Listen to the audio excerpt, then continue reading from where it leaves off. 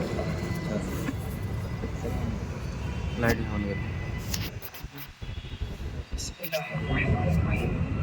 पुणे और अतराफ से तशरीफ़ लाने वाले तमाम आशिकान रसूल को अस्सलामु अलैकुम व रहमतुल्लाहि व बरकातुहू। अल्हम्दुलिल्लाहि रब्बिल आलमीन वस्सलातु वस्सलामु अला सय्यिदिल मुरसलीन अम्मा बअद फ़अऊज़ु बिल्लाहि मिनश शैतानिर रजीम बिस्मिल्लाहिर रहमानिर रहीम।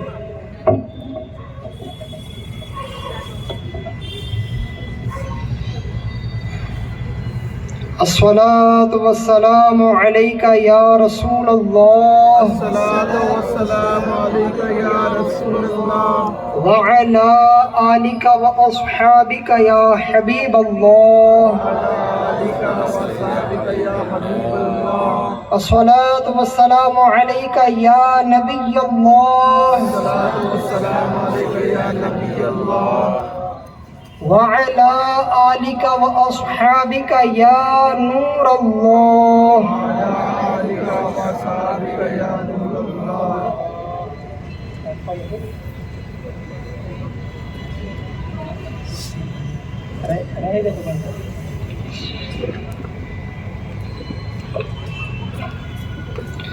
हमारे प्यारे नबी, सच्चे नबी, आखिरी नबी मोहम्मद अरबी सल्लल्लाहु अलैहि व आलिहि वसल्लम का फरमाने रहमत निशान है, मन सल्ला अलैया फी मिअता मर्रतिन क़ज़ल्लाहु लहू मिअता हाजतिन सबईन मिनहा लिआखिरतिही व सलासीन मिनहा लिद्दुनिया। यानी जो शख्स यौमिया मुझ पर 100 मरतबा दुरूद भेजेगा, अल्लाह पाक उसकी 100 हाजात पूरी फरमाएगा। उनमें से 70 आखिरत की और 30 दुनिया की होगी। सुभान अल्लाह। दुरूद पाक कैसा वजीफा है कि डेली जो 100 मरतबा पढ़े उसकी 100 हाजतें पूरी हो रही हैं, और इन 100 हाजतों में से 30 दुनिया की है जबकि 70 आखिरत की है। जरा गौर फरमाएं कि हमें कितनी हाजतें हैं ना, दुनिया में भी और आखिरत में भी। अभी तो हमारी सारी तवज्जो दुनिया की हाजतों पर है। घर बन जाए, अच्छी नौकरी मिल जाए, अच्छा कारोबार मिल जाए, बैंक बैलेंस मेरा बढ़ जाए, जो जिस भी सिचुएशन कंडीशन में उससे आगे बढ़ने की कोशिश कर रहा है वो उसकी हाजत है। शादी नहीं हुई है तो किसी की है कि शादी हो जाए, शादी हो गई है तो बच्चा नहीं तो बच्चा हो जाए, बच्चा हो गया तो अच्छे स्कूल में एडमिशन मिल जाए, फिर पढ़ाई चलती रहे तो फिर ये ख्वाहिश जागे कि अच्छी नौकरी बच्चे को मिल जाए, अच्छा कारोबार इसका सेट हो जाए, फिर उसके लिए ख्वाहिश जागती है, फिर हाजतें सामने होती है कि इसकी भी शादी हो जाए, इसको भी अल्लाह औलाद से नवाजे। यानी दुनियावी तौर पे भी हाजतें सामने हैं और उस पर हमारी तवज्जो ज़्यादा है, लेकिन ज़रा गौर फरमाइए कि आखिरत की हाजतें कितनी हैं। 70 हाजतें आखिरत की पूरी होना, ये कितना बड़ा इनाम है। हमें आखिरत की हाजतें कितनी है, आइए थोड़ा आखिरत का तस्वुर जमाते हैं। एक दिन वो आना है जिस दिन आपके मेरे सामने मलकुल मौत हजरत सैयदना इज़राइल अलैहिस्सलाम खड़े होंगे। उस वक्त रूह आसानी से निकाली जाए, ये हमारी हाजत है, क्योंकि रूह निकालना कोई आसान काम नहीं है। मौला अली मुश्किल कुशा करमल्लाहु तआला वजहुल करीम फरमाते हैं, जिसका मफहूम है कि मौत का रूह का निकलना ये आरों के चीरने से ज्यादा सख्त तर है। मनकूल है कि अगर जिस्म में कांटेदार शाख दाखिल की जाए और वो पूरे जिस्म में सरायत कर जाए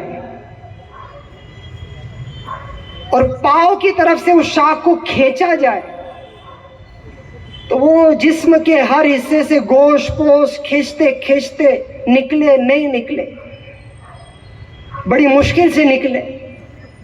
یہ جو تکلیف ہے اس سے زیادہ سخت روح کا نکلنا ہے. ملک الموت علیہ السلام سامنے کھڑے ہیں، حاجت ہے روح آسانی سے نکالی جائے. پھر روح نکل گئی. اب اگلا مرحلہ کون سا ہے؟ قبر کا. قبر میں پہنچے، حاجت ہے منکر نکیر کے سوالات آسانی سے ہو جائے، کیونکہ وہ تو آئیں گے ہی ایسے، منکر نکیر آئے گے ہی ایسے کہ اپنی دانتوں سے قبروں کو چیرتے ہوئے داخل ہوں گے. ان کے ناک کے نتنوں سے شعلے نکلتے ہوں گے اور جھڑک کر کھڑا کریں گے مردے کو اور تینوں سوالات کریں گے. اس وقت ہماری حاجت ہے کہ ہم سوالات کے جوابات آسانی سے دے پائے. پھر یہ عالم برزخ ہے، کب تک؟ جب تک قیامت قائم ہوں گی تب تک ہمیں قبر میں تنہا رہنا ہے. اللہ پاک حبیب کبریا محمد مصطفیٰ صلی اللہ علیہ وسلم کے نور سے ہماری قبر کو بھر دے، اور تا قیام قیامت حضور صلی اللہ علیہ وسلم کے جلوے ہماری قبر میں بس جائے رہے. محبوب کے جلووں سے بسا دے مولا،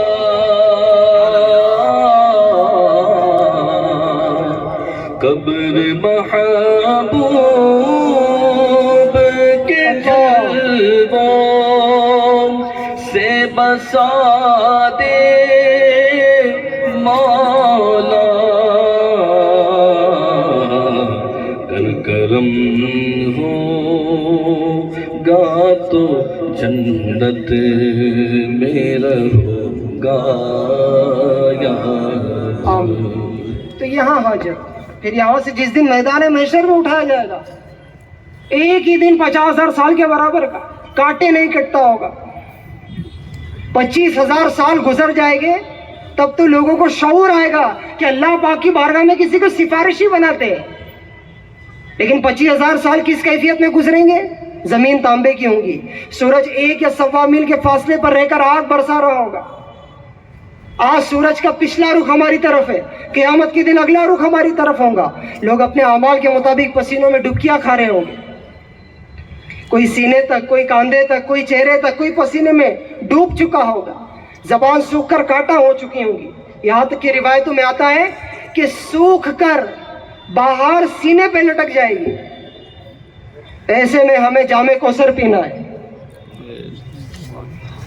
کوثر پر جام پلانے والے آقا صلی اللہ علیہ وسلم سے جام کوثر پینا ہے.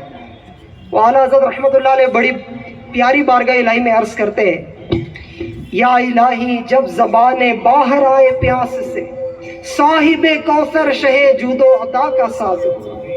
پیارے محترم اسلامی بھائیوں، یہ میدان محشر ہے. پھر اس کے بعد میزان عمل ہے، پل صراط ہے. پل صراط 15,000 سال کی راہ ہے. 5,000 سال چڑھنے کے، 5,000 سال اترنے کے، 5,000 سال برابر کے. تلوار سے زیادہ تیز، بال سے زیادہ باریک. اس کے باوجود کچھ خوش نصیب ایسے ہوں گے جن پر اللہ کا کرم ہوگا. رسول اللہ صلی اللہ علیہ وسلم کی جو صدا ہوں گی، سلم سلم سلم سلم کی دھارس سے پل سے پار کراتے یہ ہیں. تو ان کی صدا پر اعلیٰ حضرت ایک جگہ کہتے ہیں، رضا پل سے اب وجد کرتے گزری. ہے تو اتنی کٹھن راہ، لیکن اعلیٰ حضرت ایک عاشق رسول کی خواہش کیا ہے؟ ان پر کرم ہوں گے بھی جو عاشق رسول ہوں گے، جو نبی پاک صلی اللہ علیہ وسلم کے سچے اطاعت گزار ہوں گے، ان پر یہ کرم ہوگا بھی کہ رضا پل سے اب وجد کرتے گزریے کہ ہے رب سلیم صدائے محمد.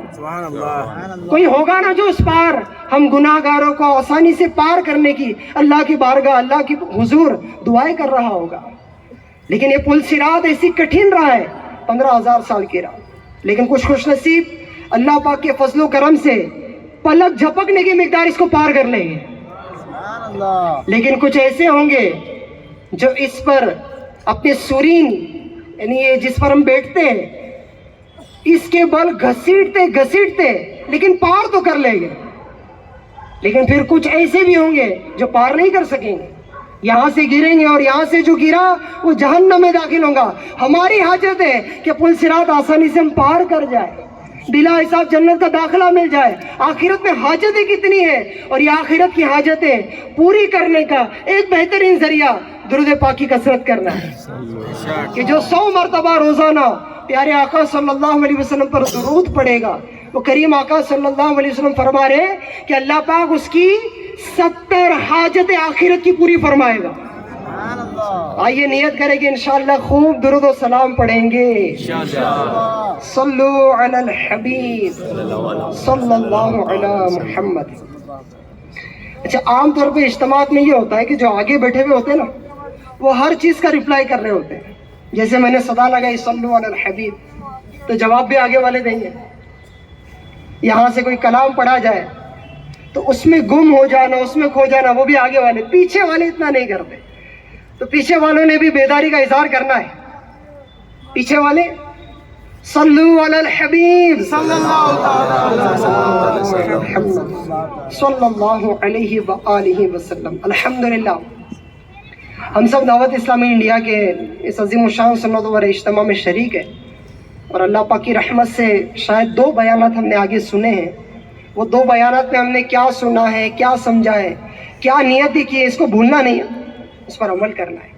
یاد رکھیے گا وہ پہلے بیان سے میں نے کیا لیا، دوسرا بیان ہو اس سے میں نے کیا لیا، کیونکہ آج ہم کچھ لینے آئے ہیں نا، یوں تو نہیں کہ بیٹھیں گے اور چلے جائیں گے، کچھ لے کے جانا، اور پھر اب میں کچھ عرض کروں گا تو اس سے بھی کچھ لے کر اٹھنا ہے، اور نیت ہے کرنی کہ انشاءاللہ یہ باتوں پر میں ضرور عمل کروں گا۔ اچھی نیتیں بھی کر لیجئے کہ حدیث پاک میں ہے نیت المؤمن خیر من عملی، یعنی مسلمان کی نیت اس کے عمل سے بہتر، اور بغیر اچھی نیت کی کسی بھی عمل کا ثواب نہیں ملتا، لہٰذا جتنی نیتیں زیادہ اتنا ثواب بھی زیادہ۔ تو ہم سب نیت کریں کہ اللہ کی رضا پانے کے لیے اس اجتماع میں اول تاخیر شرکت کروں گا، انشاءاللہ خوب توجہ کے ساتھ بیان سنوں گا، انشاءاللہ اپنی اصلاح کے لیے بیان سنوں گا، انشاءاللہ جو سنوں گا اس پر عمل کروں گا، انشاءاللہ دوسروں تک پہنچانے کی کوشش کروں گا۔ صلو علی الحبیب صلی اللہ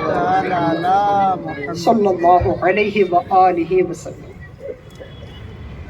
میرے پیارے و محترم اسلامی بھائیوں اور مختلف مقامات سے اس اجتماع پاک میں تشریف لانے والے عاشقان رسول، ہمارے آقا مدینے والے مصطفیٰ صلی اللہ علیہ وآلہ وسلم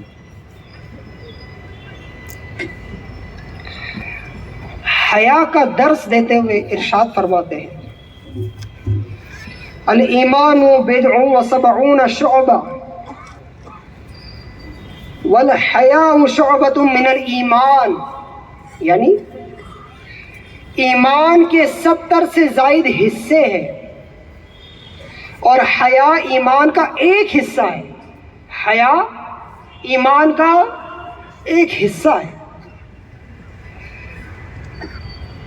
مفتی احمد یار خان نعیمی رحمۃ اللہ علیہ لکھتے ہیں، صرف ظاہری نیکیاں کر لینا اور زبان سے حیا کا اقرار کرنا پوری حیا نہیں، بلکہ ظاہری اور باطنی اعضاء کو گناہوں سے بچانا حیا ہے۔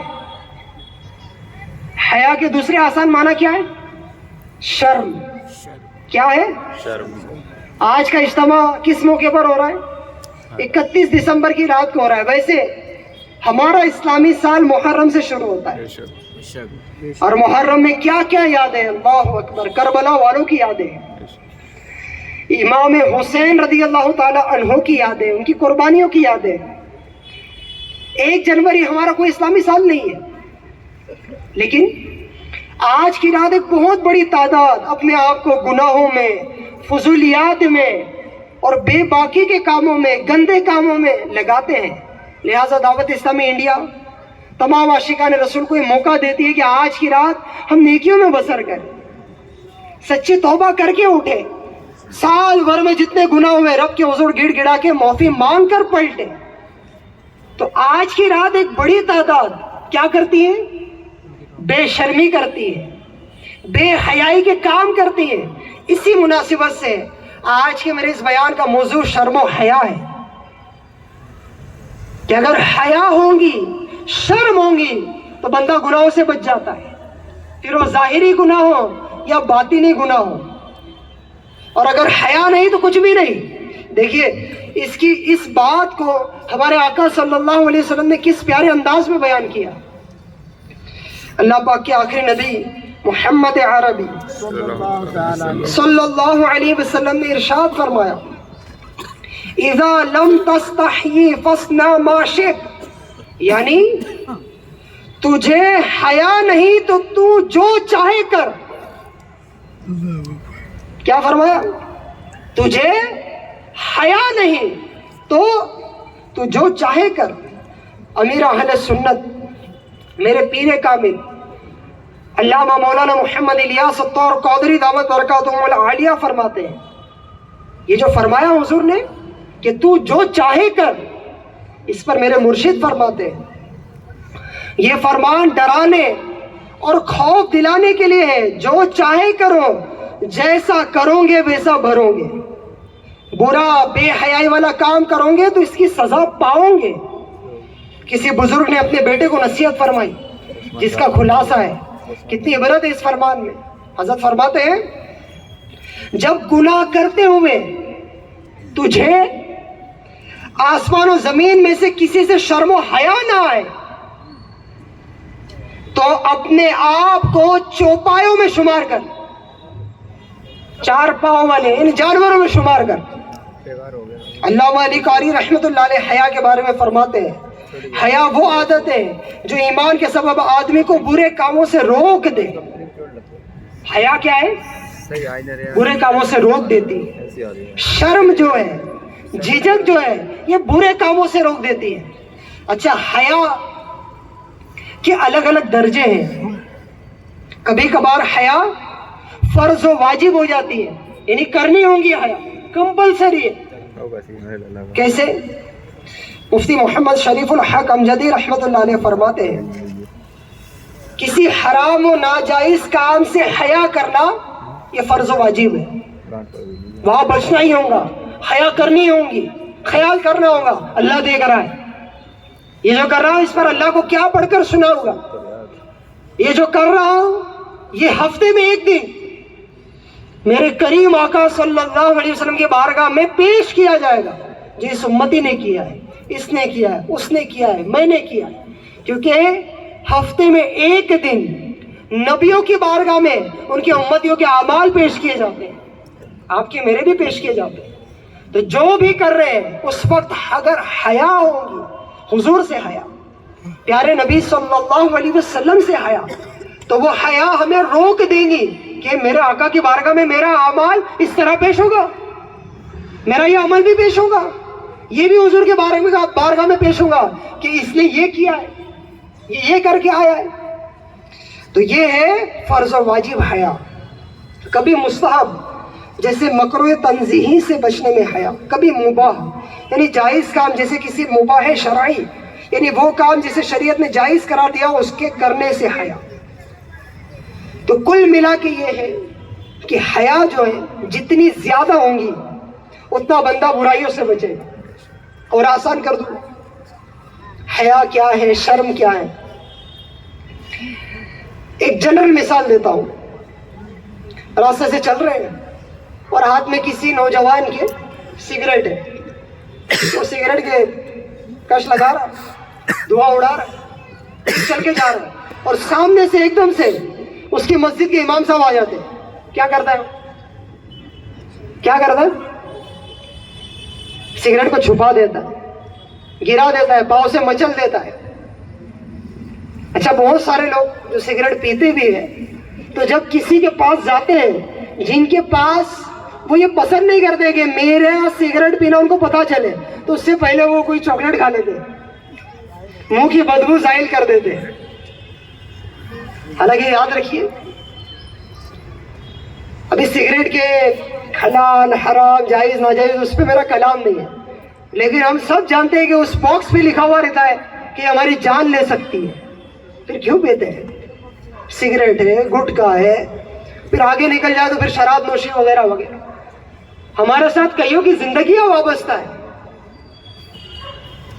ہمارے گھر والے ہیں، ہمارے چھوٹے چھوٹے بچے ہیں، ہمارے ضعیف والدین ہیں، ہم ان کا سہارا ہے، ہمیں خدمت کا موقع ملا ہے. کتنے ہی نوجوان ایسے ہیں، کتنے ہی اسلامی بھائی ایسے ہیں جن کو آپ نے بھی دیکھا ہوگا، میں نے بھی دیکھا ہے، کہ پھر وہ بعد میں اس نحوست کی وجہ سے منہ کے، زبان کے، گلے کے کینسر میں مبتلا ہوتے ہیں اور پھر کہیں کے نہیں رہتے ہیں. یا تو جان سے ہاتھ دھو بیٹھتے ہیں یا پھر ایسے ہو جاتے ہیں کہ کسی کو منہ دکھانے کے لائق کے نہیں رہتے. تو آج کے اس اجتماع میں گزارش کروں گا کہ اپنی زندگی بڑی قیمتی ہے. یہ زندگی اللہ پاک نے دی ہے اس کی عبادت کے لیے، اس کی قدر کریں اور اللہ پاک کی نعمتوں کی قدر کرتے ہوئے ان برے اور فضول کاموں سے اپنے آپ کو بچائیے. تو میں نے ایک مثال دی نا کہ ایسا ہوتا ہے تو بندہ رک جاتا ہے. اسی اور بھی اگزامپل دی جا سکتی ہے. تو یہ حیا کس سے ہے؟ امام صاحب سے حیا ہے، یا کوئی مبلغ آ رہے، یا کوئی مذہبی شخصیت آ رہی ہے، یا کوئی دادا آ رہے، نانا آ رہے، تو بندہ رک جاتا ہے. یا میں ان کے سامنے یہ نہیں کروں گا. یہ شرم ہے، یہ حیا ہے جس سے بندہ رک جاتا ہے. اور یہ بندوں سے حیا ہے، اور بندوں کے خالق سے حیا یہ ہے کہ پھر وہ تنہائیوں میں بھی گناہ کرے تو اس کو رب کی حیا، رب سے حیا یاد آئے، وہ رک جائے، وہ ڈر جائے کہ میرا نامہ اعمال اللہ کے حضور مجھے پڑھ کر سنانا ہے. ذرا تصور کرے کہ میرے نامہ اعمال میں جو کچھ لکھا گیا ہے یہ سب میدان محشر میں مجھے پڑھ کر سنانا. یا تو ہمارا اعمال نامہ ہمارے سیدھے ہاتھ میں دیا جائے گا یا الٹے ہاتھ میں. اللہ پاک ہمارا نامہ اعمال ہمارے سیدھے ہاتھ میں عطا فرمائے، اور اللہ کرے کہ ہمارے نامہ اعمال میں جتنے گناہ درج ہے وہ سارے نیکیوں میں تبدیل ہو جائے. اعلیٰ حضرت یہاں بھی بڑی پیاری دعا کرتے ہیں، یا الہی نامہ اعمال جب کھلنے لگے، یا الہی نامہ الہی نامہ اعمال جب کھلنے لگے، یا الہی نامہ اعمال جب کھلنے لگے، عیب پوش خلق ستارے خطا کا ساتھ ہو، عیب پوش خلق ستارے خطا کا ساتھ ہو. ابھی مناجات کے اتفاق سے 2 شعر ہمارے دوران بیان آ گئے.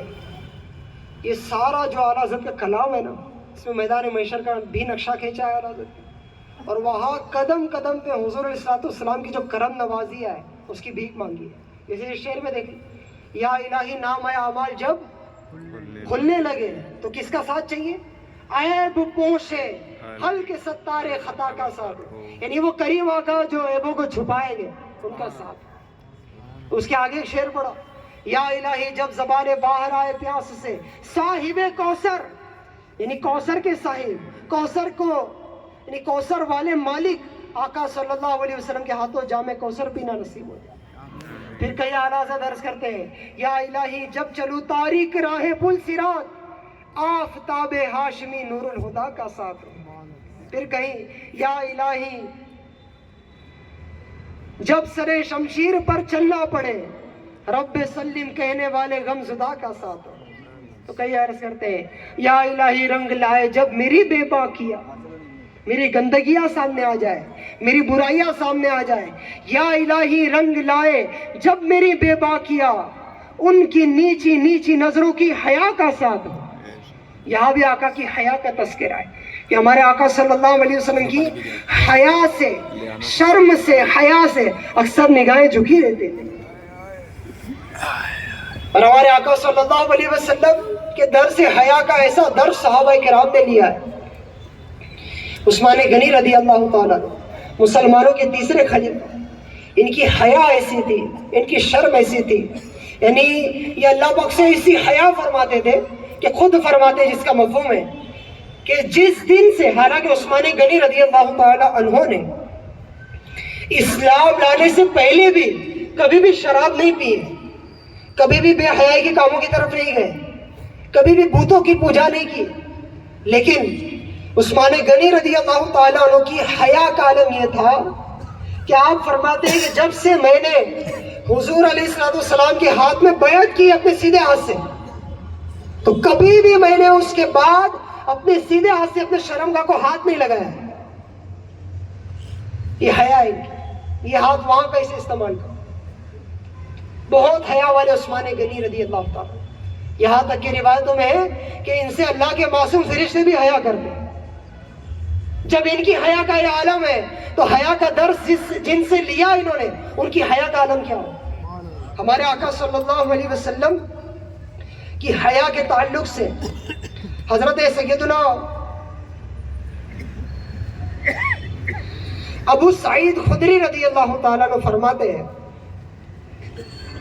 کہ پیارے آقا صلی اللہ علیہ وسلم اس سے بھی زیادہ حیا والے تھے جیسی کنواری لڑکی اپنے پردے میں شرمیلی ہوتی ہے، اس سے بھی زیادہ حیا والے تھے۔ خیر میرے پیارے و محترم اسلامی بھائیوں، حیا کی اسلام میں بہت اہمیت ہے۔ حیا ایمان سے ہے، ایمان کے حصوں میں سے ایک حصہ ہے، ایمان کے شعبوں میں سے ایک شعبہ حیا ہے۔ اور جب حیا ختم ہو جاتی ہے، جب بندہ بے حیا ہو جاتا ہے، بے باک ہو جاتا ہے، تو کوئی احساس نہیں ہوتا۔ جیسے آج کی رات کو دیکھ لو، آج کی رات ایک بہت بڑی تعداد بے حیائی کرتی ہوئی نظر آتی ہے، بے باکی کرتے ہوئے نظر آتی ہے۔ ہماری بہنیں کے چہرے سے، سر سے بے پردگی کا ظہور ہوتا ہے، دوپٹے اڑ جاتے ہیں۔ ہمارے بھائیوں کے نگاہوں سے پردے اڑ جاتے ہیں، ان کی نگاہ میں حیا باقی نہیں رہتی، دل میں حیا باقی نہیں رہتی۔ ہماری بہنوں کے جسم پر حیا باقی نہیں رہتی، حالانکہ اسلام نے ہمیں حیا کا درس دیا ہے۔ قرآن پاک سورہ نساء ہم پڑھیں، حیا کا درس دیا ہے۔ قرآن پاک میں کئی مقامات پر حیا کا درس دیا ہے۔ ہمارے آقا صلی اللہ علیہ وسلم نے حیا کا درس دیا۔ میں نے جیسے عرض کیا نا، حیا کے مختلف درجے ہیں نا، اور یہ بھی عرض کر دوں کہ جس کی جتنی حیا اتنا وہ گناہوں سے بچ جاتا ہے نا، اتنا وہ برائیوں سے بچ جاتا ہے، اور جتنی حیا جس کی زیادہ، اتنا اس کے سینے میں اللہ کا ڈر بھی زیادہ۔ اب دیکھیں ایک بہت بڑی تعداد ایسی ہے جو معاذ اللہ شراب پیتی ہے، بہت بری چیز ہے، ابھی بیان کا موضوع میرا وہ نہیں ہے، لیکن یاد رکھیے کہ جو شراب پیتا ہے اللہ پاک اسے جہنم میں طینۃ الخبال سے پلائے گا۔ طینۃ الخبال کیا ہے؟ اس کا علماء محدثین نے بیان کیا کہ طینۃ الخبال جہنم میں وہ جگہ ہے جہاں جہنمیوں کو جو عذاب ہوتا ہے، جس سے ان کی باڈی پہ جو ایفیکٹ ہوتا ہے، جس میں زخمی لہو لہان ہوتا ہے، اس میں جو تکلیفیں واقع ہوتی ہیں، اس سے جو پیپ بہتی ہے اور جہنمی کی پیپ جہاں جمع ہوتی ہے، اسے طینۃ الخبال کہا جاتا ہے۔ جو شراب پیتے ہیں اسے اللہ پاک طینۃ الخبال سے پلانے کا حکم دے گا، اور اس کو ایسی مشروب جہنم میں پینے کو دی جائے گی۔ اے شراب پینے والوں، اللہ سے ڈرتے ہوئے آج کی رات توبہ کر لو۔ اللہ پاک ایسا مشروب جہنم میں دے گا کہ جب اس کا پیالہ وہ اپنے ہاتھ میں لے گا، منہ سے قریب کرے گا، تو اس کی تپش اتنی زیادہ ہوگی کہ اس کی تپش سے وہ منہ میں ڈالنے سے پہلے ہی اس کی منہ کا اگلا حصہ جھڑ کر اس میں گر جائے گا۔ آج تو بڑے مزے لینے کے شراب پیتے ہیں، کل بروز قیامت اور جہنم میں اللہ کا عذاب کیسے برداشت ہو سکے گا؟ تو میں مثال یہ دے رہا تھا حیا کے حوالے سے کہ شراب پینا بہت بری بات ہے، لیکن پھر بھی کہیں نہ کہیں یہ حیا رہتی ہے کہ لوگ چھپ کر پیتے ہیں۔ لیکن کچھ ایسے بھی ہوتے ہیں جو بیچ راستے میں سر عام پی رہے ہوتے ہیں، تو ان کی حیا وہاں بھی باقی نہیں ہے، اس سے بھی گئی ہوئی ہے۔ اکیلے میں پینا بھی برا ہی تھا، چھپ کر پینا بھی برا ہی تھا، بد نگاہی اکیلے میں تنہائی میں کرنا بھی برا ہی تھا، لیکن ایک بڑی تعداد ہے، جیسے مثال کے طور پر سنیما گھر میں، ٹاکیز میں سب مل کر پکچر دیکھتے ہیں، सब मिलकर मूवी देखते हैं, मतलब इसका गुनाह उसको भी पता चल रहा है, उसका गुनाह इसको भी पता चल रहा है, सारे मिलकर बेहयाई कर रहे हैं। और अल्लाह की पनाह हमारे यहाँ से हया का ऐसा जनाजा निकल गया, इतनी बेशर्मी आ गई, इतनी बेबाकी हो गई। ए वो इस्लामी भाइयों जिनको औलाद से अल्लाह ने नवाजा है, जरा गौर तो करो हम कहाँ जा रहे हैं, हमारी हया कहाँ चली गई, हम कितने बेबाक हो गए, हमारी गैरत कैसी, उसका जनाजा निकल गया और कैसी वो दफन हो गई कि हम घर में बैठे हैं सोफे पे, सामने टीवी की स्क्रीन है, हमारे साथ हमारे बच्चे हैं जिनकी तरबियत की जिम्मेदारी अल्लाह पाक ने आपको मुझे दी है, और उनके साथ बैठकर टीवी पर गंदे मनाजिर देख रहे हैं। कहाँ चले गई हया? ये कैसी गंदगी है, ये कैसी तरबियत है? अल्लाह पाक के हुजूर इसका कैसे जवाब दे सकेंगे हम? हालांकि इन बच्चों की तरबियत की जिम्मेदारी अल्लाह ने हमको दी है। मशहूर कुरान पाक की आयत है सूरह हदीद की, जिसका मफहूम कुछ इस तरह से है कि ईमान वालों, अपने आप को और अपनी औलाद को उस आग से बचाओ जिसका ईंधन आदमी और पत्थर है। हमारे यहाँ गाड़ी चलती है, फ्यूल में क्या होता है? पेट्रोल होता है, डीजल होता है, उससे गाड़ी चलती है, उससे गाड़ी चलती है। लेकिन ये आयत में अल्लाह पाक ने इस बात का ऐलान किया है कि उस आग से बचाओ जिसका ईंधन आदमी और पत्थर है। वहां फ्यूल आदमी बन जाएंगे, पत्थर बन जाएंगे। तो प्यारे मोहतरम इस्लामी भाइयों, अपने आप को इन बेहयाई के कामों से बचाइए।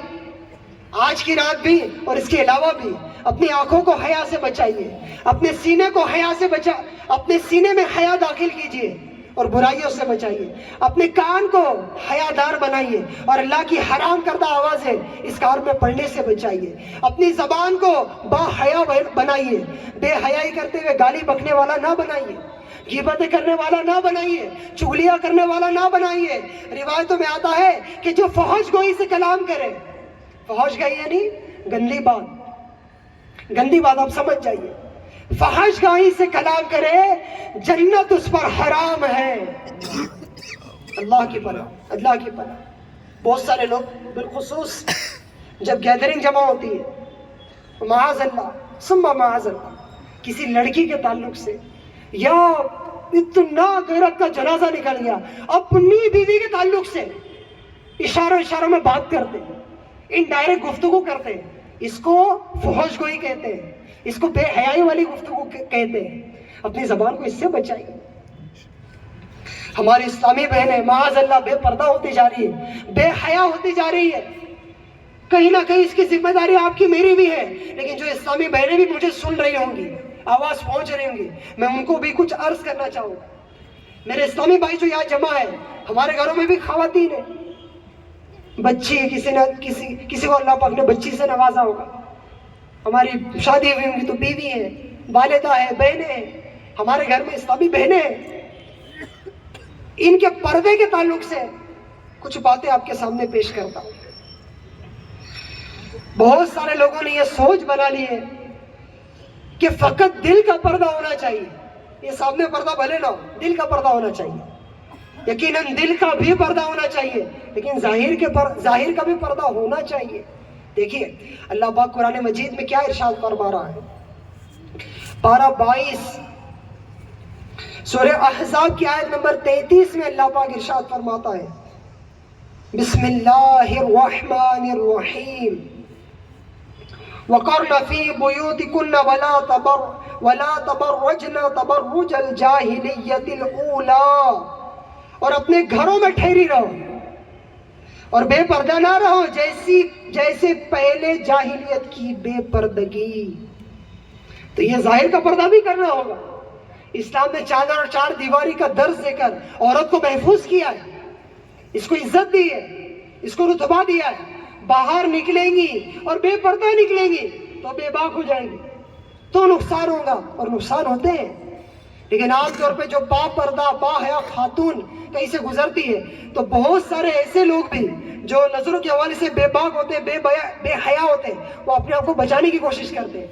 लेकिन जो निकलती है बेपर्दगी के साथ, जो निकलती है बेहयाई के साथ, उसकी तरफ फिर नजरें भी उठती है, और फिर माअज़ल्लाह जो कुछ होता होगा आप समझ सकते हैं। اللہ پاک ہمارے گھر کی اسلامی بہنوں کی حفاظت فرمائے, انہیں با حیا با پردہ بنائے. خاتون جنت بی بی فاطمہ الزہرا رضی اللہ تعالی عنہا کے پردے کا صدقہ عطا فرمائے. خاتون جنت رضی اللہ تعالی عنہا جو ہے نا, یہ جب پیارے آقا صلی اللہ علیہ وسلم نے پردہ فرمایا نا, اس کے بعد زندگی میں کبھی مسکرائی نہیں سوائے ایک بار. ان کی یعنی مسکراہٹ چلی گئی چہرے پہ سے, حضور نے پردہ فرمایا تھا, لیکن صرف زندگی میں ایک بار مسکرائی. وہ کیسے؟ تو ایک صحابیہ کا بیان ہے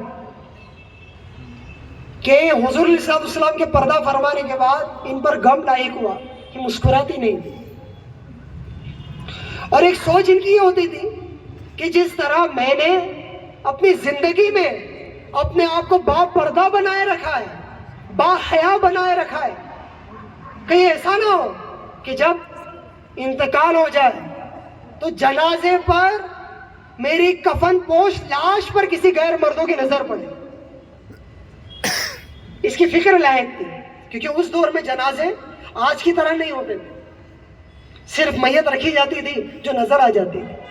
تو یہ فکر لاحق تھی. تو ایک صحابیہ کا بیان ہے کہ انہوں نے کسی ملک کا بیان کیا کہ وہاں ایسا دیکھا گیا کہ وہاں کھجور کی شاخوں سے پنجرا بنا لیا جاتا ہے اور اس پر چادر ڈال دی جاتی ہے. جب یہ انہوں نے بیان کیا اور پھر خاتون جنت نے کہا کہ وہ کیسا ہوتا ہے مجھے دکھائیے, تو انہوں نے کر کے دکھایا کہ ایسا جنازہ بنتا ہے. تو حضرت خاتون جنت فاطمہ الزہرا رضی اللہ تعالیٰ عنہ کے چہرے رضی اللہ تعالیٰ عنہا کے چہرے پر مسکراہٹ آ گئی. یعنی اب میں مطمئن ہو گئی ہوں کہ انتقال کرنے کے بعد بھی میری کفن پوش لاش پر کسی کی نگاہ نہیں پڑے گی. اے وہ اسلامی بہنیں جو خاتون جنت کی کنیز ہونے کا دم بھرتی ہے, دیکھا تو صحیح, جو ان کی سیدہ ہے, جو ان کی سردار ہے, ان کے پردے کا عالم کیا ہے.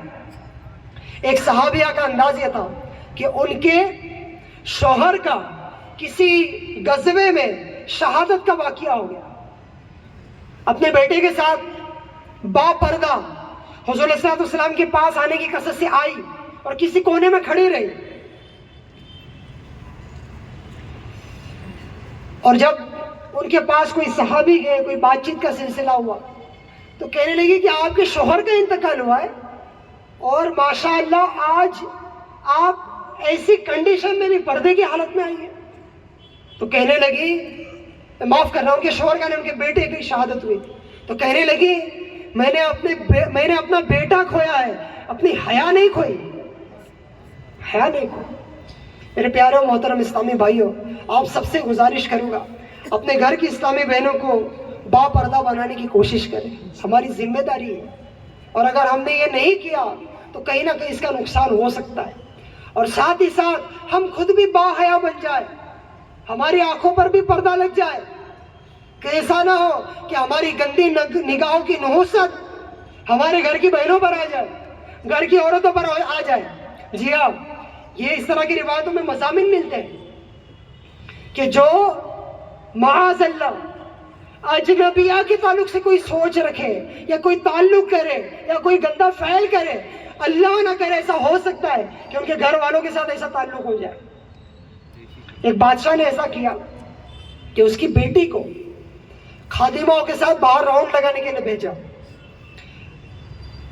اور کہا کہ اس کے چہرے سے نقاب ہٹا دیا جائے اور اس کو راؤنڈ لگایا جائے. سبحان اللہ, کیا منظر تھا پتہ ہے؟ اس کا آنے کے بعد بیان یہ ہے کہ پورا جو راؤنڈ لگایا گیا نا, سامنے جتنے بھی مرد آتے وہ فوراً نگاہوں کو جھکا لیتے, فوراً نگاہوں کو جھکا لیتے, آپ کی شہزادی کی طرف دیکھتے نہیں تھے. لیکن لاسٹ میں یہ ہوا کہ ایک شخص نے معاذ اللہ آ کر اس کو بوسہ دے دیا, کس کر لی, اس کو بوسہ دیا. تو بادشاہ کا کہنا ہے کہ جس کا مفہوم عرض کر رہا ہوں, خلاصہ عرض کر رہا ہوں, کہ اللہ پاک کے کرم سے میں نے بھی عادت بنا لی کہ میں بھی کسی غیر عورت کو دیکھتا نہیں, لیکن زندگی میں ایک بار میں نے ایک عورت کو بوسہ دیا تھا, یہ اس کا بدلہ ہے. ہماری نگاہیں جھک جائے نا تو انشاءاللہ ہمارے گھر کی عورتوں پر بھی کوئی گندی نگاہ نہیں ڈال سکے گا. ہم بھی با حیا بن جائے اور دوسری اور ساری عورتوں کی عزت کی حفاظت کرنے والے بن جائیں تو انشاءاللہ ہمارے گھر کی عورتوں کی بھی حفاظت ہوگی۔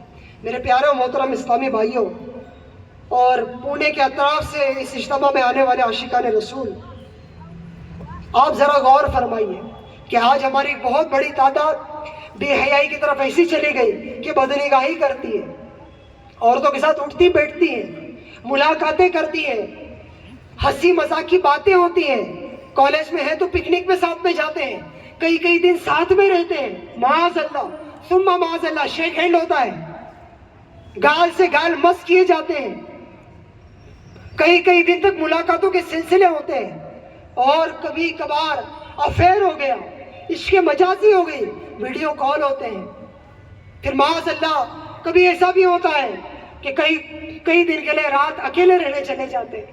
یہ کیا کر رہے ہیں ہم؟ کس طرف بڑھ رہے ہیں ہم؟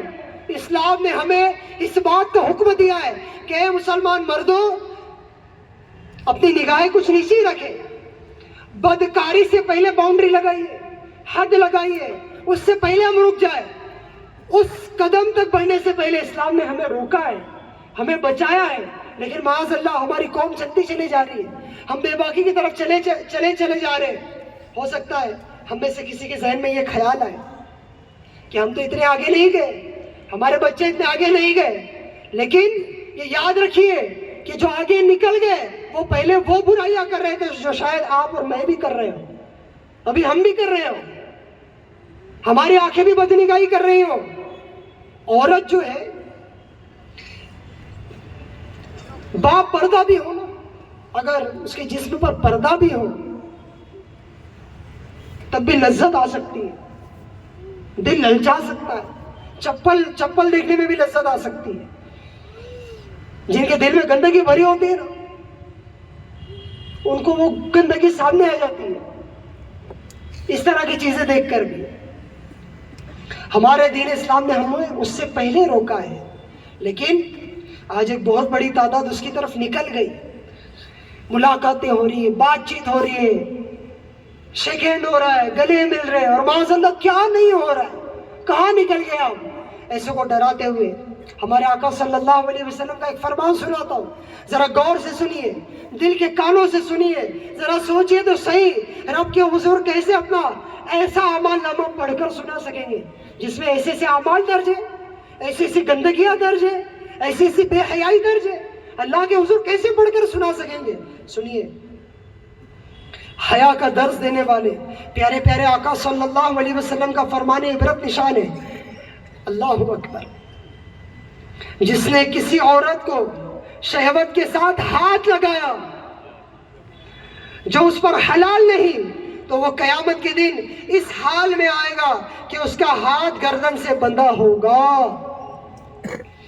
اور اگر اسے بوسہ دیا، کس کی بوسہ دیا، تو اس کے دونوں ہونٹ جہنم میں کاٹ دیے جائیں گے، اور اگر اس سے زنا کیا تو اس کی ران بولے گی اور قیامت کے دن اس کے خلاف گواہی دے گی اور کہیں گی میں حرام چیز پر سوار ہوں گی۔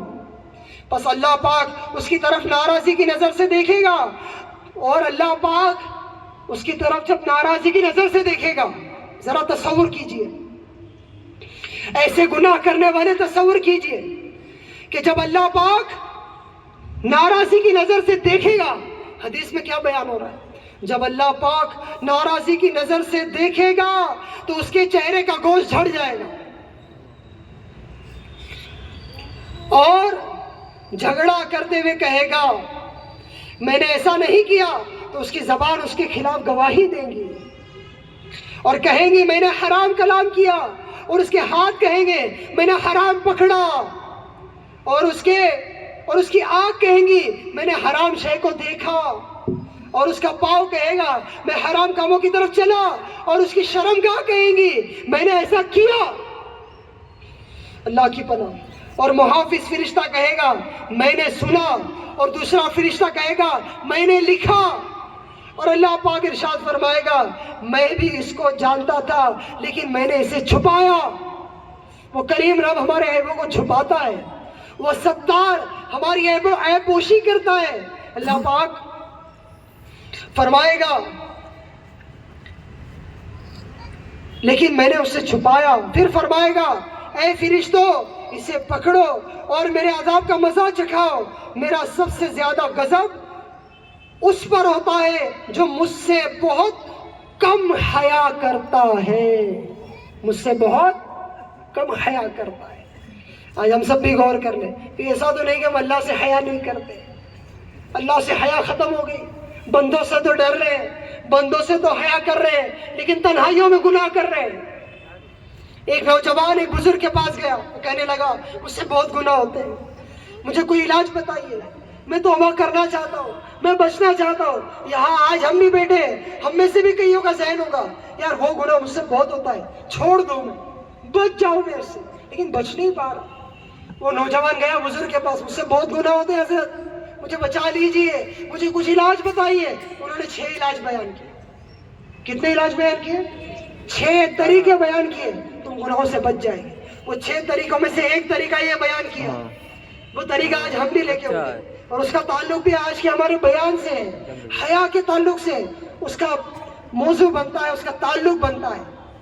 تو حضرت نے فرمایا اس سے کہ نوجوان جب بھی تیرا گناہ کرنے کا پکا ارادہ ہو جائے, ہم بھی غور کریں کہ ہمارا جب بھی گناہ کرنے کا پکا ارادہ ہو جائے, تو وہ بزرگ نے اس سے فرمایا اپنے آپ کو اتنا چھپا لو, اتنا چھپا لو کہ اللہ نہ دیکھ سکے. نوجوان کہنے لگا حضرت کیسی بات کر رہے ہیں, میں اپنے آپ کو کتنا ہی چھپا لوں, کہیں بھی چھپا لوں, اللہ پاک مجھے دیکھ رہا ہے. تو اے میرے پیارے محترم اسلامی بھائیوں, ہم سب بھی یہ تصور بنا لیں, کیا اللہ دیکھ رہا ہے. ہر وقت ہمارا یہ تصور ہو, کیا اللہ دیکھ رہا ہے. کیا تصور ہو جی, سب بولے. کچھ بھی کر رہے ہو, ہماری سوچ کیا ہو. جب گناہوں کی طرف جا رہے ہو تصور کیا ہو. جب بد نگاہی کرنے جا رہے ہو کیا تصور ہو. جب حرام کمانے جا رہے ہو کیا تصور ہو. جس کی سوچ بنتی ہے نا اللہ دیکھ رہا ہے. میں نے کوشش کی ہے, میرے موبائل کے اسکرین پر جو ہے نا میں نے لکھ کے لگا دیا اللہ دیکھ رہا ہے. آپ کو بھی مشورہ دوں گا, موبائل کی مین اسکرین پہ لکھ کر لگا دیں اللہ دیکھ رہا ہے. گھر میں, کمرے میں امیر نے ترغیب دلائی, جیسے شیشہ ہے, آئینہ ہے, میرر ہے, اس کے سامنے ہم بار بار جاتے ہیں سنوارنے کے لیے خود کو, وہاں اسٹیکر لگا دیں. مکتبۃ المدینہ سے ملتا بھی ہے, اب اپنے طور پہ چاہے تو بنا لیں. کیا لکھ کے لگا دے, اور جو یہ سوچ بنا لیتا ہے اللہ دیکھ رہا ہے, تو پھر وہ کیسے بچتے ہیں. آپ کو ایک نوجوان کا واقعہ سنا ہوگا. فاروق اعظم رضی اللہ تعالیٰ عنہ کے زمانے میں ایک نوجوان تھا, با حیا تھا, بڑا حیا والا تھا, بڑا عابد تھا, بڑا زاہد تھا, متقی و پرہیزگار تھا.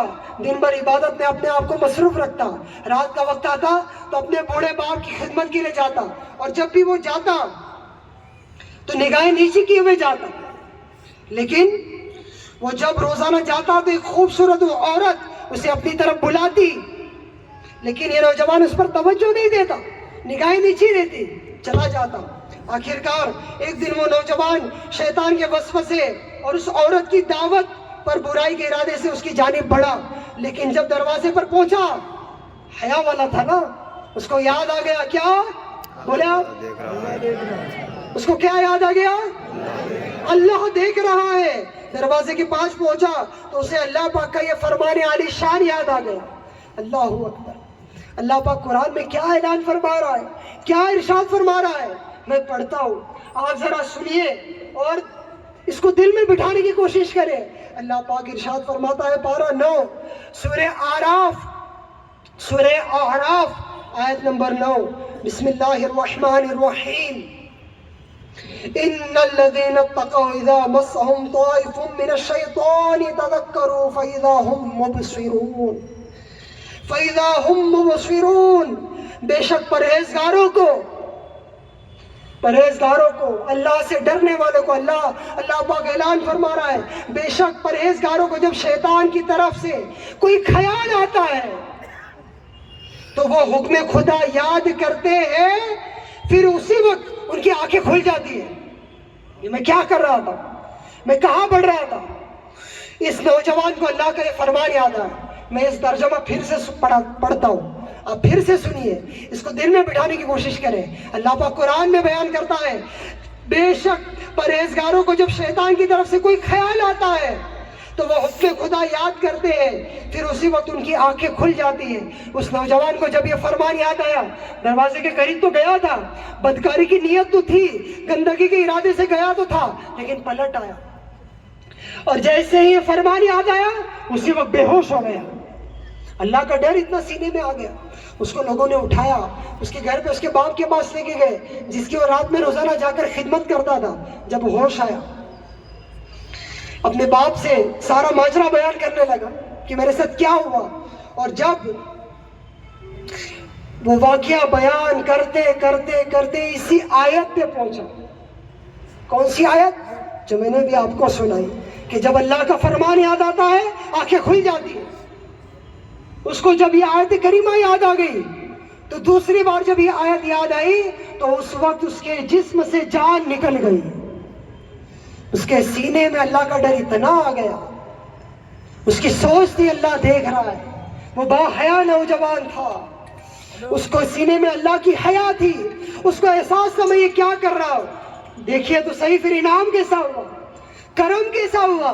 اے نوجوانوں، اے بوڑھو، اے ادھیڑ عمر والوں، اے میرے بچوں، اے وہ اسلامی بھائیوں جو جوانی کی طرف بڑھ رہے ہیں، جو یہ سوچ بنا رہے ہیں کہ جوانی مستانی ہوتی ہے، جوانی ملی ہی اس لیے کہ تھوڑی عیاشیاں کر لے، تھوڑی بے پردگی کر لے، بے حیائی کر لے، گھوم لے پھر لے، آنکھوں کی حفاظت نہ کرے، یہ سوچ بنائے رکھے۔ دیکھیں تو ایک نوجوان یہ بھی تھا، جب اس نے اپنی عزت کی پارسائی کی، اس نے حیا والی زندگی گزاری، اس نے اس معاملے میں اللہ سے حیا کی، اور جب اللہ سے حیا کرتے ہوئے اس کے جسم سے جان نکل گئی تو پھر اس پر کرم کیسا ہوا۔ جب انتقال ہوا، راتوں رات اس کے کفن دفن کا انتظام ہوا، اس کی نماز جنازہ پڑھی گئی، اگلے دن امیر المؤمنین فاروق اعظم رضی اللہ تعالی عنہ کو پتا چلا کہ اس نوجوان کا انتقال ہوا ہے۔ جلدی سے اس کے گھر گئے، اس کے باپ سے ملے کہ ہمیں کیوں نہیں بتایا، تو ہم اس کے جنازے میں شرکت کرتے ہیں۔ یہ امیر المؤمنین سوچ بنا رہے ہیں کہ اس نوجوان کے جنازے میں شرکت کرتے ہیں، لیکن ان کے گھر والوں نے بتایا کہ یا امیر المؤمنین، آپ کے آرام میں خلل ہو جائے اس کے لیے آپ کو اطلاع نہیں کی۔ میرے پیارے و محترم اسلامی بھائیوں، فاروق اعظم رضی اللہ تعالیٰ عنہ اس کی قبر پر گئے، اور اس کی قبر پر پہنچ کر قرآن پڑھا۔ کیا پڑھا؟ قرآن پڑھا۔ سورہ رحمان کی ایک آیت پڑھی جس میں اللہ پاک ارشاد فرماتا ہے وَلِمَنْ خَافَ مَقَامَ رَبِّهِ جَنَّتَانِ۔ کیا فرماتا ہے اللہ؟ اور جو اپنے رب کے حضور کھڑے ہونے سے ڈرے اس کے لیے 2 جنتیں۔ کتنی جنتیں؟ تو اس نوجوان نے قبر سے آواز لگائی، اے مسلمانوں کے امیر، اے مومنوں کے امیر، اللہ پاک نے وہ 2 جنتیں مجھے عطا فرما دی ہے۔ تو پیارے محترم اسلامی بھائیوں، گندگی کی طرف نہ جاؤ، بے حیائی کی طرف ہم نہ جائیں، بے پردگی کی طرف ہم نہ جائیں، زنا بدکاری کی طرف نہ جائیں، ارے حسیناؤں کی طرف نہ جائیں۔ ہم نے تو ان کا کلمہ پڑھا ہے جو سارے حسینوں سے بڑھ کر حسین ہے، جو ایسے حسین ہیں کہ ان جیسا اللہ پاک نے کوئی پیدا کیا ہی نہیں ہے، ان جیسا نہ کوئی تھا، نہ کوئی ہے، نہ ہو سکتا ہے۔ امام کہتے ہیں وہ خدا نے ہے مرتبہ تجھ کو دیا، نہ کسی کو ملے نہ کسی کو ملا، کہ کلام مجید نے کھائی شاہ تیرے شعر و کلام و بقا کی قسم۔ عبادت میں گزرے میری زندگانی، عبادت میں گزرے میری زندگانی، کرم ہو کرم یا خدا یا الہی، کرم ہو کرم یا خدا یا الہی، کرم ہو کرم یا خدا یا ایک روایت میں الہی. ہے کہ جو جوانی میں توبہ کر لے نا سچے دل سے اور بے حیائی کے کاموں کو چھوڑ دے، روایتوں میں اس طرح کے مضامین ملتے ہیں کہ اللہ پاک اس سے 70 صدیقوں کے برابر ثواب عطا فرما. اولیاء کرام کے درجے نا، غوث، قطب، ابدال وغیرہ وغیرہ، صدیق سب سے بڑا مرتبہ ہے. اور جو جوانی میں توبہ کرے اللہ پاک 70 صدیقوں کے برابر ثواب عطا فرما. ایک روایت میں حضور صلی اللہ علیہ وسلم نے اپنی شہادت کی اور بیچ والی انگلی ملا کر ارشاد فرمایا کہ جو جوانی میں توبہ کرے وہ اور میں جنت میں ایسے ہوں گے. بنا دے مجھے نیک نیکوں کا صدقہ، بنا دے مجھے نیک نیکوں کا صدقہ، بنا دے مجھے نیک نیکوں کا صدقہ، گناہوں سے ہر دم بچایا الہی، گناہوں سے ہر دم بچایا الہی، گناہوں سے ہر دم بچایا الہی. ایسا نہیں ہو سکتا ہے کہ جتنے آج اجتماع میں ہیں سب یہ سوچ بنا لیں، یہ ذہن بنا لیں کہ میں نے اپنے وجود کو بے حیائی سے بچانا ہے. اور کیا سوچ بنانی ہے؟ بے حیائی سے بچانے کے لیے ایک فارمولا دیتا ہوں، ایک طریقہ دیتا ہوں. یہ طریقہ آج ہم سب لے کے اٹھے. وہ طریقہ یہ ہے کہ ان آنکھوں میں صرف اور صرف کائنات کی سب سے حسین شخصیت محمد مجتبی صلی اللہ علیہ وسلم کی دیدار کی آرزو سما جائے. بس یہی سوچ بن جائے کہ ان آنکھوں سے میں نے میرے آقا کا جلوہ دیکھنا ہے. ان آنکھوں کا ورنہ کوئی مصرف ہی نہیں، سرکار تمہارا رخ زیبا نظر آئے. کس کام کی ہے یہ آنکھیں؟ کیا شعر ہے؟ انہیں نہ دیکھا تو کس کام کی ہے یہ آنکھیں کہ دیکھنے کی ہے ساری بہار آنکھوں. صحابہ کرام نے دیکھا نا، انہی کے ہو گئے. اور انہی کے ہو کر کیسے ہوئے؟ ان کے جو غلام ہو گئے خلق کے امام ہو گئے. تو آقا صلی اللہ علیہ وسلم کا تصور جمانے کی کوشش کریں، رہے ان کے جلوے، بسے ان کے جلوے، میرا دل بنے یادگار مدینہ. میں آپ کو پوچھتا ہوں کہ زندگی میں کبھی یہ پڑھا ہے کہ میرے آقا کا کہ رخسار مبارک کیسے تھے، مبارک داڑھی کیسی تھی، یہ پیاری پیاری ابرو کیسے تھی، یہ پلکیں کیسی تھی، یہ پیشانی کیسی تھی، یہ بھویں کیسی تھی، جن کے تعلق سے اعلیٰ حضرت کیسے کہتے ہیں جن کے سجدے کو محراب کعبہ جھکی، ان بھووں کی لطافت پہ لاکھوں سلام.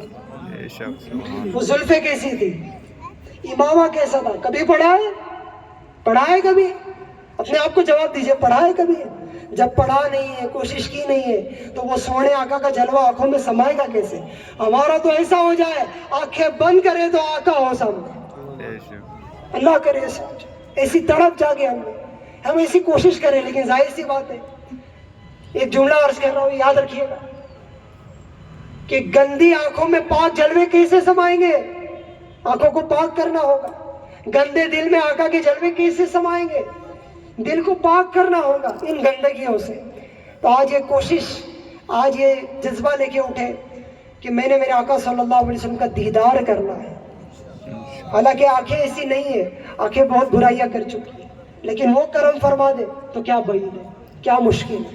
انہوں نے کرم کیا ہے، کئیوں پر کرم کیا ہے، وہ کرتے ہیں کرم. ہمارے آقا صلی اللہ علیہ وسلم کا مبارک حسن کیسا تھا، کیسا حسن تھا، اللہ اکبر اللہ اکبر. حسن یوسف جو ہے نا، حضرت سیدنا یوسف علیہ السلام کا حسن آپ کا معجزہ ہے، آپ کا معجزہ ہے. حالانکہ حسن یوسف حسن مصطفیٰ کا ایک جز ہے، سنگل جز ہے، لیکن پھر بھی حضرت سیدنا یوسف علیہ السلام کا حسن کیسا تھا کہ آپ کے حسن میں گم ہو کر مصر کی عورتیں انگلیاں کاٹ دیتی تھی, پتہ تک نہیں چلتا تھا. اعلیٰ حضرت کہتے ہیں نا, حسن یوسف پہ کٹی مصر میں انگشت زنا, سر کٹاتے ہیں تیرے نام پہ مردان عرب. وہاں تو حسن دیکھ کر, اور یہاں تو صرف نام پر. وہاں تو انگلیاں کٹی, وہ بھی کاٹی نہیں, اور یہاں سر کٹاتے ہیں تیرے نام پہ مردان عرب. تو میرے آقا صلی اللہ علیہ وسلم کے حسن کا عالم کیا ہوگا. ایک صحابی کہتے ہیں ایک بار میں 14ویں رات, جس دن چاند پورا ہوتا ہے نا, اس دن باہر نکلا اور آقا کو دیکھ لیا.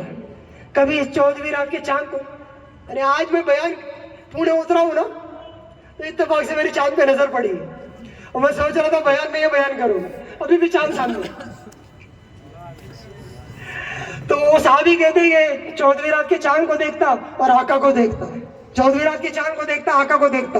قسم خدا کی 14ویں رات کے چاند سے زیادہ خوبصورت میں نے میرے آقا کی جلوے کو پایا. کسی شاعر نے کیا کہا ہے, چاند کی طرح ہم ان کو کہے تو مجرم ہے, کیونکہ چاند ان کی چوکھٹ پہ خود سوالی ہے, خود بھیک مانگ رہا ہے.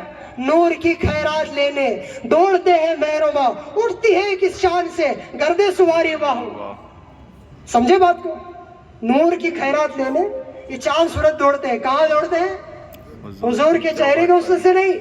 اٹھتی ہے کس شان سے گرد سواری, جب چلتے ہیں تو مٹی اڑتی نا, اٹھتی ہے کس شان سے گرد سواری واہ واہ. پیارے محترم اسلامی بھائیو, جیسے میرے سرکار ہے ویسا نہیں کوئی. سرور کہوں کہ مالک و مولا کہوں تجھے, باغ خلیل کا گل زیبا کہوں تجھے. اللہ رے تیرے جسم منور کی تابش ہے, اے جانے جا میں جانے تجلا کہوں تجھے. لیکن رضا نے ختم سکن اس پہ کر دیا, خالق کا بندہ خلق کا آقا کہوں تجھے. ان سے محبت کیجئے, ان کے دیدار کی طلب پیدا کیجئے.